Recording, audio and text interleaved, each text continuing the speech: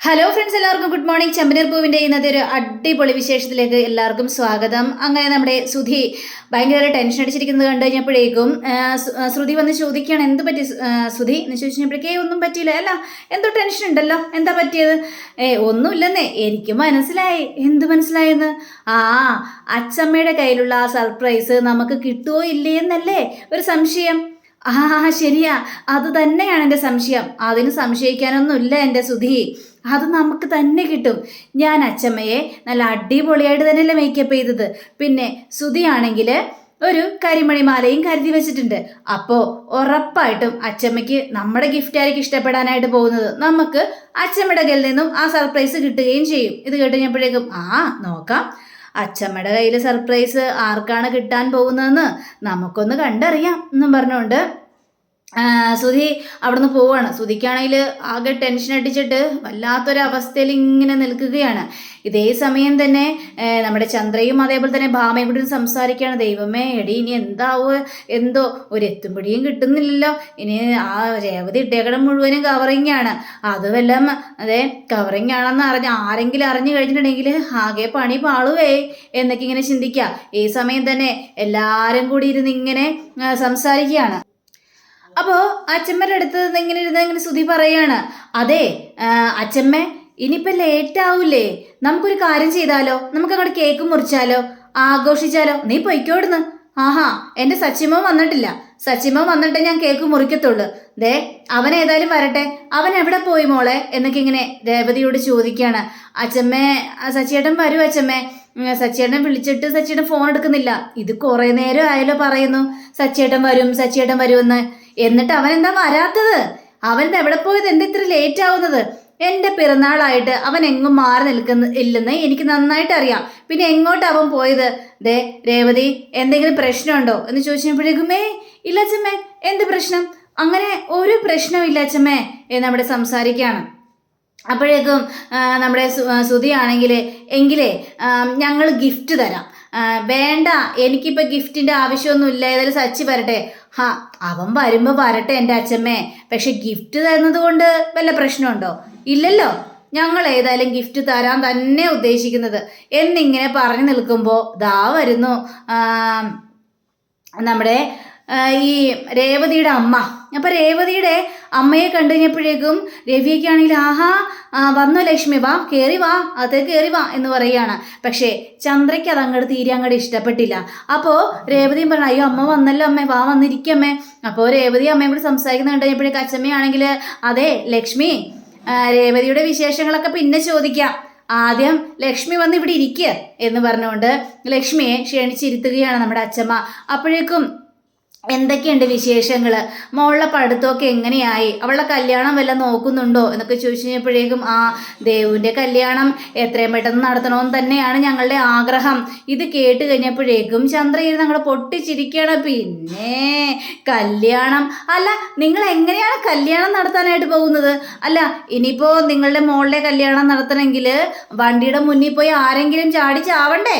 എന്നാലല്ലേ നിങ്ങളുടെ മോളുടെ കല്യാണം നടത്താനായിട്ട് പറ്റുള്ളൂ. ആ ഒരു വാക്ക് കേട്ട് കഴിഞ്ഞപ്പോഴേക്കും ലക്ഷ്മിക്ക് ഭയങ്കര സങ്കടം തോന്നുകയാണ്. ഇവരെന്തൊക്കെയാണ് ഈ പറയുന്നത് എന്നൊക്കെ ചിന്തിച്ച് അപ്പോഴേക്കും അച്ചമ്മയ്ക്ക് കാലി വന്നിട്ട്, ചന്ദ്രേ, എന്തൊക്കെ വർത്തമാനമാണോ നീ പറയുന്നത്? നിന്നോട് ഞാൻ പല പ്രാവശ്യം പറഞ്ഞിട്ടുണ്ട് മറ്റുള്ളവരുടെ മനസ്സ് നോവിക്കുന്ന രീതിയിൽ സംസാരിക്കാൻ പാടില്ലെന്ന്. എന്തിനിങ്ങനെയൊക്കെ സംസാരിച്ചത്? അത് പിന്നെ അമ്മ ഉള്ള സത്യാവസ്ഥയല്ലേ പറഞ്ഞത്. ഇവർ രേവതിയുടെ കല്യാണം എങ്ങനെയാണ് നടത്തിയത്? രവിയേട്ടൻ്റെ വണ്ടിയുടെ മുന്നിൽ വന്ന് ഇവരുടെ ഭർത്താവ് ചാടി ചത്ത് കഴിഞ്ഞപ്പോഴേക്കും രേവതിയുടെ കല്യാണം നടന്നു. അല്ലെങ്കിൽ ഇവരിങ്ങനെ രേവതിയുടെ കല്യാണം നടത്തുമായിരുന്നോ എന്നൊക്കെ ഇങ്ങനെ ചോദിക്കാം. അവളുടെ സത്യാവസ്ഥ ഞാൻ പറഞ്ഞു. അതിനിപ്പോൾ എൻ്റെ മെക്കിട്ട് കയറിയിട്ട് എന്താണ് കാര്യം അമ്മേ എന്നൊക്കെ ഇങ്ങനെ ചോദിക്കാം. പക്ഷേ ഒന്നും പറയാൻ പറ്റാത്തൊരവസ്ഥയായിപ്പോയി. അപ്പോഴേക്കും നമ്മുടെ രേവതിയാണെങ്കിൽ, ഇല്ല, അങ്ങനെ ദേവുവിൻ്റെ കല്യാണം അത്ര പെട്ടെന്ന് നടത്തില്ല. അവൾ പഠിക്കട്ടെ, അവൾ പഠിച്ച് ഒരു ജോലി കിട്ടട്ടെ, അതിനുശേഷം മതി കല്യാണം. അല്ലെങ്കിൽ കയറി ചെല്ലുന്ന വീട്ടിൽ അവൾക്ക് ഒരു വിലയും ഉണ്ടാവില്ല. അവളെ എപ്പോഴും ആട്ടിത്തുപ്പുകയും അവൾ കുത്തുവാക്കുകൾ കൊണ്ട് വേദനിക്കുകയും ചെയ്യേണ്ട ഒരു അവസ്ഥ വരും. അതുകൊണ്ട് അവൾക്ക് ഇപ്പം കല്യാണം നടത്താൻ ഞങ്ങൾ ഉദ്ദേശിച്ചിട്ടില്ല എന്ന് പറയുകയാണ്. അപ്പോഴേക്ക് അച്ഛമ്മയാണെങ്കിൽ അതാണ് മോളെ നല്ല കാര്യം. അല്ലെങ്കിൽ സ്നേഹിക്കുന്ന അമ്മായിയമ്മമാരാണെങ്കിൽ കുഴപ്പമില്ല. പക്ഷേ ചില എണ്ണങ്ങളുണ്ട്, സ്വത്തും സ്വർണ്ണവും സ്വർണവും മാത്രം ആഗ്രഹിച്ചു വരുന്ന ചില അമ്മായിയമ്മമാര് അവര് മരുമക്കളെ ഇട്ട് ഭയങ്കരമായിട്ടും പീഡിപ്പിക്കും. അതുകൊണ്ട് അതെല്ലാം നോക്കിയും കണ്ടും മാത്രം മതി ദേവുവിന്റെ കല്യാണം നടത്താൻ എന്നൊക്കെ അച്ചമ്മയും ഉപദേശിക്കുകയാണ്. കുറച്ച് കഴിഞ്ഞപ്പോഴേക്കും ദാ വരുന്നു നമ്മുടെ വർഷയുടെ അമ്മ. അപ്പോൾ വർഷയുടെ അമ്മയെ കണ്ടു കഴിഞ്ഞപ്പോഴേക്കും ചന്ദ്രയ്ക്ക് ഭയങ്കര ഇഷ്ടം തോന്നുകയാണ്. അയ്യോ, ഇതാരാ വന്നിരിക്കുന്നത്? പ്രേമയോ? വാ വാ വാ, കയറി വാ പ്രേമേ എന്നൊക്കെ ഇങ്ങനെ പറയുകയാണ്. അപ്പോൾ എന്തൊക്കെയുണ്ട് വിശേഷങ്ങൾ? അപ്പോഴേക്ക് അച്ചമ്മയാണെങ്കിൽ അത് പിന്നെ എന്തൊക്കെയുണ്ട്, എന്താ ഭർത്താവ് വരാതിരുന്നത് എന്ന് ചോദിച്ചപ്പോഴേക്കും അത് പിന്നെ പറയാൻ പോകുന്നത് എന്താന്ന് മനസ്സിലായി എന്ന് രവി പറയാണ്. എൻ്റെ ഭർത്താവ് തിരക്കാണ്, ഓരോ ബിസിനസ് കാര്യങ്ങൾക്ക് വേണ്ടി പോയിരിക്കുന്നു എന്നൊക്കെ പറയല്ലേ ചെയ്യുന്നത്. ഇതെപ്പോഴും കേൾക്കുന്നതല്ലേ എൻ്റെ പ്രേമേ, ഇനിയെങ്കിലും ഒന്ന് മാറ്റി പറഞ്ഞൂടെ? ഇപ്പോഴേക്കും വർഷയാണെങ്കിൽ എന്തായാലും അമ്മ വന്നില്ലേ, അച്ഛൻ വരുന്നില്ലെങ്കിൽ വരണ്ടെന്നേ, അമ്മ വന്നില്ലേ അത് മാത്രം മതി എന്ന് പറയാ. അങ്ങനെ നമ്മുടെ പ്രേമ ഇങ്ങനെ സെറ്റിലിങ്ങനെ ഇരിക്കുകയായിരുന്നു. പക്ഷേ അപ്പോഴാണ് പ്രേമയുടെ കണ്ണിൽ മറ്റൊരു കാര്യം പെടുന്നത്. കാരണം രേവതിയുടെ കഴുത്തിലൊരു നെക്ലസ് കിടക്കുകയാണ്. ആ നെക്ലസ് കണ്ടു കഴിഞ്ഞപ്പോഴേക്കും നമ്മുടെ പ്രേമ ഇത് സ്വർണ്ണമല്ലല്ലോ, കവറിങ് പോലെ ഉണ്ടല്ലോ, എന്നാൽ ഇവൾക്കിട്ടൊരു പണി കൊടുക്കണം എന്ന് ചിന്തിച്ച് പ്രേമ നേരെ രേവതിയുടെ അടുത്തേക്ക് ചെല്ലുകയാണ്. രേവതി, നിന്റെ ഭർത്താവ് ജോലിക്കൊന്നും പോകുന്നില്ലേ? അതെന്താ അങ്ങനെ ചോദിച്ചത് ആൻറ്റി? അല്ല, നിന്റെ ഭർത്താവിന് ഒരു തരി സ്വർണം പോലും മേടിച്ചു തരാനായിട്ട് കഴിയുന്നില്ലേ? അതുകൊണ്ടാണോ നീ ഗോൾഡ് കവറിങ്ങിന്റെ മാല ഇട്ടിരിക്കുന്നത് എന്ന് ചോദിച്ചു കഴിഞ്ഞപ്പോഴേക്കും രേവതി ഞെട്ടിപ്പോയി. എൻ്റെ ദൈവമേ, ഈ തള്ള ഇത് മനസ്സിലാക്കിയോ എന്നാണ് രേവതി ചിന്തിക്കുന്നത്. എന്താ രേവതി, ഞാൻ ചോദിച്ചതിനെന്താ മറുപടി പറയാത്തത്?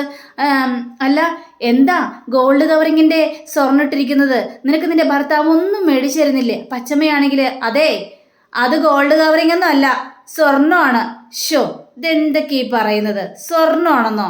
എനിക്കെന്താ ഗോൾഡ് കവറിങ് കണ്ടാൽ തിരിച്ചറിയാൻ പറ്റില്ലേ?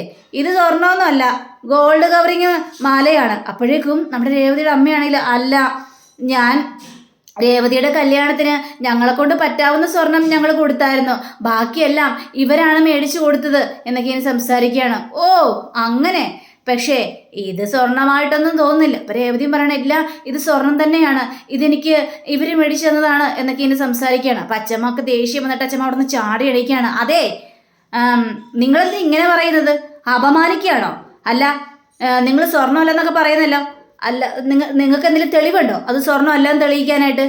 പിന്നെ ഈ സ്വർണ്ണങ്ങളെല്ലാം മേടിച്ച ബില്ല് നിങ്ങളെ കാണിക്കണോ എന്തെങ്കിലും ചോദിച്ചപ്പോൾ അയ്യോ അമ്മേ അതൊന്നും വേണ്ട, അല്ല എനിക്ക് പെട്ടെന്ന് അങ്ങനെ തോന്നി, അതുകൊണ്ടാണ്. ആഹാ, അങ്ങനെ തോന്നിയെന്ന് വിചാരിച്ച് വായ തോന്നണ കാര്യങ്ങളെല്ലാം പറയാൻ പാടുണ്ടോ? ഒരാളെ അപമാനിക്കുന്ന രീതിയിലല്ലേ നിങ്ങളിവിടെ സംസാരിച്ചത്? നിങ്ങൾക്ക് സംസ്കാരം എന്ന് പറയുന്ന സാധനം ഇല്ലേ എന്നൊക്കെ പറഞ്ഞുകൊണ്ട് ഭയങ്കരമായിട്ട് ഷൗട്ട് ചെയ്യുകയാണ് നമ്മുടെ അച്ഛമ്മ. അതെ, ഞങ്ങൾ മേടിച്ചു കൊടുത്തതാണ് സ്വർണം, അതുകൊണ്ട് അത് സ്വർണ്ണമാണോ കവറിങ് ആണോ എന്നൊക്കെ ഞങ്ങൾക്കറിയാം, നിങ്ങളെ ബോധിപ്പിക്കേണ്ട കാര്യമൊന്നുമില്ല. അപ്പോൾ നമ്മുടെ വർഷ വന്നിട്ട് അമ്മയോട് ഇങ്ങനെ സംസാരിക്കണം. എന്താ അമ്മ ഇത്? ദേ രേവതി ചേച്ചി സ്വർണ്ണം ഇടുകയെ കവറിങ് ഇടുകയെ എന്ത് വേണമെങ്കിലും ചെയ്തോട്ടെ, അതൊക്കെ രേവതി ചേച്ചിയുടെ ഇഷ്ടമല്ലേ, അതെന്തിനാണ് അമ്മ അതിൽ കയറി തലയിടാനായിട്ട് പോകുന്നത് എന്നും പറഞ്ഞുകൊണ്ട് അമ്മ ഇങ്ങോട്ട് വന്നേ എന്ന് പറഞ്ഞുകൊണ്ട് അമ്മയെ വിളിച്ചുകൊണ്ട് പോവുകയാണ്. എല്ലാവർക്കും ആകെ ടെൻഷൻ കൊണ്ട് വല്ലാത്തൊരവസ്ഥയിൽ ഇങ്ങനെ നിൽക്കുകയാണ്. ഏതായാലും സാരമില്ല എന്നൊക്കെ പറയാം. അങ്ങനെ നമ്മുടെ ശ്രുതിയാണെങ്കിൽ ഇനി അതെല്ലാം പോട്ടെ, ഏതായാലും ഞങ്ങളുടെ ഗിഫ്റ്റ് എടുത്തുകൊണ്ട് വരാം അച്ഛമ്മേ എന്നും പറഞ്ഞുകൊണ്ട് ശ്രുതിയാണെങ്കിൽ ഓടിപ്പോയി ആ ഗിഫ്റ്റ് എടുത്തുകൊണ്ട് വരികയാണ്. ഇന്ന് അച്ഛമ്മേ ഞങ്ങളുടെ ഗിഫ്റ്റ്. ഇതോ എന്താണ് ഇത് എന്ന് ചോദിക്കുമ്പോൾ അതെ കാണിച്ചു തരാച്ചമ്മേ എന്ന് പറഞ്ഞുകൊണ്ട് ആ ഗിഫ്റ്റ് തുറന്ന് കാണിച്ചു കൊടുക്കുകയാണ്. ഇത് കരിമണിമാല. പണ്ട് അച്ചമ്മയ്ക്ക് ഒരു കരിമണിമാല ഉണ്ടായിരുന്നില്ലേ? ആ കരിമണിമാല പോയപ്പോൾ അച്ചമ്മ എന്തുമാത്രം സങ്കടപ്പെട്ടു. അതെല്ലാം എൻ്റെ മനസ്സിൽ ഇപ്പോഴും ഉണ്ട് അച്ചമ്മേ. അതുകൊണ്ടാ അച്ചമ്മയ്ക്ക് ഇഷ്ടപ്പെട്ട കരിമണിമാല ഞാൻ സമ്മാനമായിട്ട് തരാമെന്ന് വിചാരിച്ചത്. അച്ചമ്മയ്ക്ക് സന്തോഷമായില്ലേ? സന്തോഷമായി. ഇന്ന് അച്ചമ്മ മേടിക്ക്, അതവിടെ വെച്ചേക്ക് എന്ന് പറയുകയാണ്. അപ്പോൾ നമ്മുടെ ശ്രുതി ആ ഒരു ഗിഫ്റ്റ് അവിടെ വെക്കാം. അപ്പോൾ നമ്മുടെ ശ്രുതിയാണെങ്കിൽ അച്ചമ്മയ്ക്കുള്ള ഗിഫ്റ്റ് ഞാൻ നേരത്തെ തന്നേ, എനിക്ക് മനസ്സിലായി, എൻ്റെ മുഖത്ത് കാണുന്ന ഈ മേക്കപ്പ് അല്ലേ നീ ഉദ്ദേശിച്ചത് എന്ന് പറഞ്ഞപ്പോഴേക്കും അത് തന്നെ എന്ന് പറയാം. അങ്ങനെ നമ്മുടെ വർഷയാണെങ്കിൽ വർഷയുടെ ഗിഫ്റ്റ് എടുത്തുകൊണ്ട് വരിക. വർഷയുടെ ഗിഫ്റ്റ് എടുത്തുകൊണ്ട് വന്നിട്ട് നേരെ അച്ചമ്മയ്ക്ക് കൊടുക്കുകയാണ്. അച്ചമ്മേ, ഇതെൻ്റെ ഗിഫ്റ്റാണ് കേട്ടോ. ഇത് ഫോണാണോ? അതെ, ഇത് ഫോൺ തന്നെയാണ്. ലേറ്റസ്റ്റ് ആയ സ്മാർട്ട് ഫോണാണ് ഞാൻ അച്ചമ്മയ്ക്ക് വേണ്ടി മേടിച്ചിരിക്കുന്നത്. എന്തിനാ മോളെ ഇതെനിക്ക് ഉപയോഗിക്കാനായിട്ട് അറിയില്ലല്ലോ. പിന്നെ എനിക്ക് എന്തിനാ ഇത് ഉപയോഗിക്കേണ്ട രീതികളെല്ലാം ഞാൻ പഠിപ്പിച്ചു തരാം അച്ചമ്മേ. അച്ചമ്മയ്ക്ക് എന്ത് വേണമെങ്കിലും ഇതിൽ നിന്ന് കണ്ടെത്താനായിട്ട് സാധിക്കും. പിന്നെ അച്ചമ്മ ഈ ഫോണും കൊണ്ട് പോയാലും കണ്ട് സംസാരിക്കാലോ ഞങ്ങളെല്ലാം. ആണോ മോളെ? അപ്പോ ഇതിൽ വിളിച്ചു കഴിഞ്ഞാൽ കണ്ട് സംസാരിക്കാനായിട്ട് പറ്റുമോ? പിന്നെ അല്ലാതെ അച്ചമ്മേ, എങ്കിൽ പിന്നെ എനിക്കിത് ഭയങ്കര ഇഷ്ടമായി, എനിക്കിത് താമോളെ എന്ന് പറഞ്ഞുകൊണ്ട് അച്ചമ്മയുടെ കയ്യിലേക്ക് കൊടുക്കുകയാണ്. അച്ചമ്മ അത് സന്തോഷത്തോടെ സ്വീകരിച്ച് അവിടെ മേശപ്പുറത്ത് വെക്കുകയും ചെയ്യാണ്. അപ്പോൾ ശ്രീകാന്ത് ആണെങ്കിൽ, അച്ചമ്മേ, എൻ്റെ ഗിഫ്റ്റ് അറിയാലോ, അത് കേക്കാണേ. മധുരമില്ലാത്ത കേക്കാണ്, ഗ്രാൻഡ്മാ കേക്ക് എന്നാണ് ഈ കേക്കിന്റെ പേര്. മനസ്സിലായോ അച്ചമ്മേ? മനസ്സിലായടാ. അങ്ങനെ നമ്മുടെ രേവതിയുടെ അമ്മയും വന്ന് ഒരു ചെറിയൊരു ഗിഫ്റ്റ് കൊടുക്കുകയാണ്. ഇത് ഞങ്ങളുടെ ഒരു സന്തോഷത്തിന് വേണ്ടിയാണ്, ചെറിയൊരു ഗിഫ്റ്റ് എന്നും പറഞ്ഞുകൊണ്ട് അങ്ങനെ കൊടുത്തു കഴിഞ്ഞപ്പോഴേക്കും വളരെയേറെ സന്തോഷമുണ്ട്.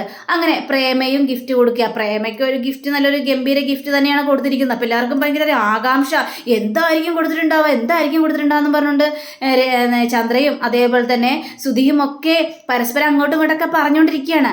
അപ്പം വളരെയേറെ സന്തോഷമുണ്ട്. അങ്ങനെ രവിയും കൊണ്ടുവന്ന് നമുക്ക് നമ്മുടെ അച്ചമ്മയുടെ കയ്യിലേക്ക് ഗിഫ്റ്റ് കൊടുക്കുകയാണ്. ഇത് എൻ്റെയും ചന്ദ്രയുടെയും വകയാണ് കേട്ടോ എന്നും പറഞ്ഞുകൊണ്ട് രവി കൊടുക്കുകയാണ്. ഇത് എന്താ മോനെ, നല്ല സെറ്റ് മുണ്ടാണല്ലോ, എനിക്ക് ഇഷ്ടപ്പെട്ടു, ഒത്തിരി ഇഷ്ടപ്പെട്ടു എന്ന് പറയാ.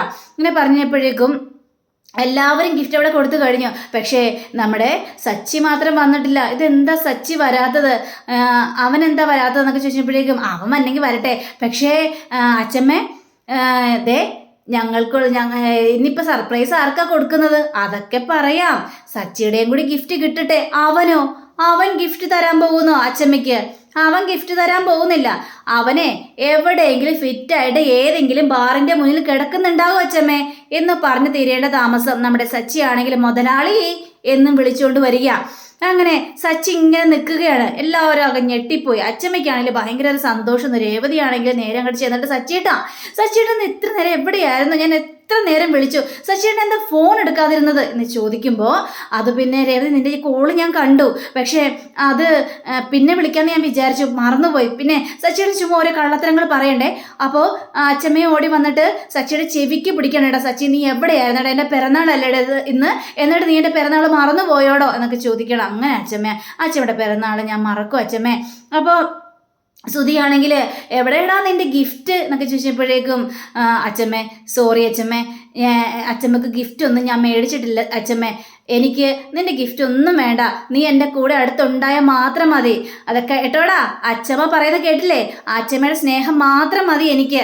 പക്ഷെ അച്ചമ്മയ്ക്ക് ഞാൻ ഗിഫ്റ്റ് ഒന്നും മേടിച്ചിട്ടില്ല, പക്ഷേ ഞാൻ കൂട്ടിക്കൊണ്ട് വന്നിട്ടുണ്ട്. കൂട്ടിക്കൊണ്ട് വന്നിട്ടുണ്ടെന്നോ? ആരെ? എന്തൊക്കെയാണ് നീ പറയുന്നത് എന്ന് ചോദിച്ചപ്പോഴേക്കും, അതെ അച്ചമ്മമാരെ ഇങ്ങോട്ട് വന്നേക്കൂ എന്നൊക്കെ ഇങ്ങനെ പറയാ. അപ്പൊ രണ്ട് അച്ചമ്മമാരും കൂടി ഇങ്ങനെ വരികയാണ്. എല്ലാവരും അന്തിച്ച് നിൽക്കുക, ഇത് ആരാണ് എന്താണെന്നൊക്കെ. പക്ഷേ ഇവരൊന്ന് സൂക്ഷിച്ചു നോക്കുകയാണ് നമ്മുടെ അച്ചമ്മ. അപ്പൊ സൂക്ഷിച്ചു നോക്കി കഴിഞ്ഞപ്പോഴേക്കും അച്ചമ്മയ്ക്ക് കാര്യം മനസ്സിലായി, പണ്ടത്തെ കളിക്കൂട്ടുകാരികളാണെന്ന്. കല്ലൂന്നും കാർത്തൂന്നും വിളിച്ചുകൊണ്ട് ഓടി ചെല്ലുകയാണ്. അതെ, അപ്പോ നിനക്ക് ഞങ്ങളെ ഓർമ്മയുണ്ടല്ലേ എന്നും പറഞ്ഞുകൊണ്ട് പിടിച്ചുകൊണ്ട് പൊട്ടിക്കരയാണ്. ഇത് കണ്ടു കഴിഞ്ഞപ്പോഴേക്കും സച്ചിക്കും ഒരുപാട് സന്തോഷം തോന്നുകയാണ്. അപ്പൊ അങ്ങനെയും കാണിച്ചുകൊണ്ടാണ് നമ്മുടെ ഇന്നത്തെ റിവ്യൂ ഇവിടെ അവസാനിച്ചിരിക്കുന്നത്. അടുത്ത റിവ്യൂവിനായി കാത്തിരിക്കുക, സബ്സ്ക്രൈബ് ചെയ്യുക. എല്ലാവർക്കും നല്ലൊരു ദിനം ആശംസിച്ചുകൊണ്ട് തന്നെ നമസ്കാരം. Thank you. See you. By.